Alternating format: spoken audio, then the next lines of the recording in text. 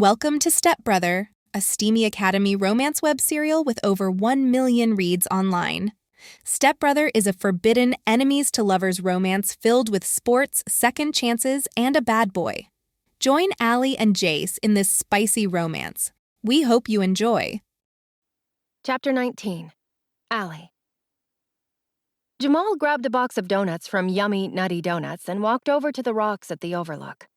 I sat on a rock next to him, bundled up in my winter jacket because it was freezing, and stared out at the raging sea.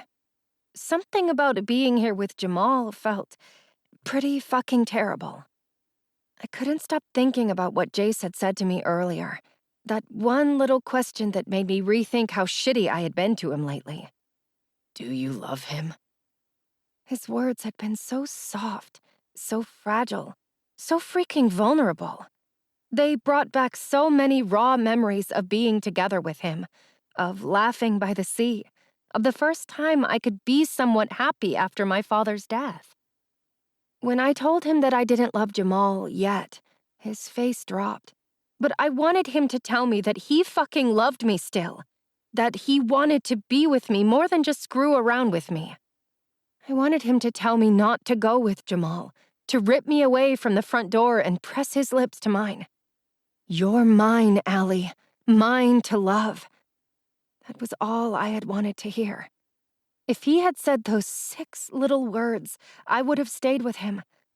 I wouldn't be here with Jamal at the Overlook, having cream-filled donuts and pretending like I could ever be truly happy without Jace. How was your night? Jamal asked, opening the box and pulling out a powdered donut.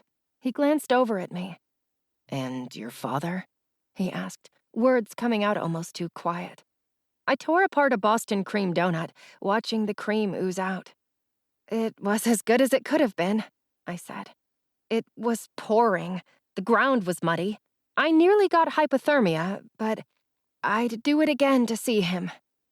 And who could forget that Jace had come with marigolds? Jamal scratched the back of his head as if he didn't know what to say. But what could you say to someone who was still grieving over her father's death? He looked down at my donut. Are you going to eat that, or are you going to let it cream all over you like that? He asked, catching some of the cream filling on his finger right before it dropped on my black jeans. Lips curled up into a smile. He pushed his finger toward me, wanting me to suck it off. I pushed his hand away and let out a giggle. No, I said, shaking my head and trying to move away before he could stuff his finger into my mouth. Yet he wrapped an arm around my waist and was holding me closer. Come on, Allie, Jamal said. After rolling my eyes, I grasped his finger, acting as if I were going to suck off the cream. He gazed from my eyes to my lips and watched me pull his finger closer. And right before I sucked it off, I thrust his hand right back into his face, getting the cream all over his cheek and nose. I shot up and hopped from rock to rock, playfully running away from him. Allie, Jamal shouted. I glanced over my shoulder to see him tossing the donuts down on the rock and following after me. Get back here, he said, voice entangled with laughter. But I didn't stop. I continued leaping from rock to rock, trying to be careful not to slip on the slush. It was fun, a breath of fresh air, something I hadn't thought would happen since Jace and I had broken up.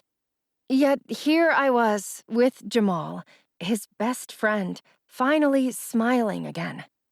He wrapped his arms around my waist and tugged me to him, pulling me into the air and throwing me over his shoulder. You're not going anywhere, Allie, Jamal said, walking back to the rocks and our donuts. I let out another small laugh, trying to wiggle out of his grip. When he placed me down on the rocks, I sat and grabbed the box of donuts. No more Boston cream. They're too messy. Jamal widened his dark brown eyes and wiped the cream off his cheek with his finger. Are they? Or do you just make a mess with them? We stared at each other for a few moments, my smile fading slightly. Guilt washed over me, and I didn't know what I felt guiltier for, sleeping with Jace last night or being here with Jamal now. I was so lost in my own thoughts that I didn't catch Jamal leaning in to kiss me. Not on the lips, not on the cheek, right on my jaw. I tensed up for a moment but let him do it because it felt good to be wanted like this again. Years ago, Jace used to talk to me at the Overlook, tell me his deepest and darkest secrets, and make me pinky promise that everything we said was between us and us only.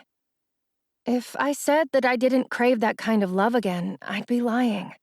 But then, one day, out of the total blue, Jace had stopped talking to me altogether, told me that everything between us was fake, that we couldn't ever be together, that he'd rather be with someone like Nicole, who wasn't using him for his money or his looks or his talent in football, someone who loved him for him. Maybe I hadn't shown him how much I loved every part of him back then.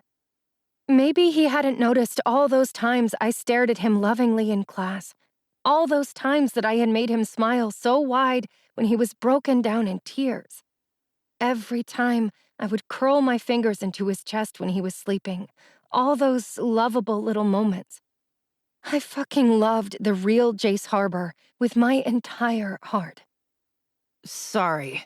Jamal pulled away, his eyes wide. I didn't mean to make it weird. I grasped his hand, still lost in my past, and hoped tears wouldn't form in my eyes. No, I whispered to him. It's okay. I don't mind.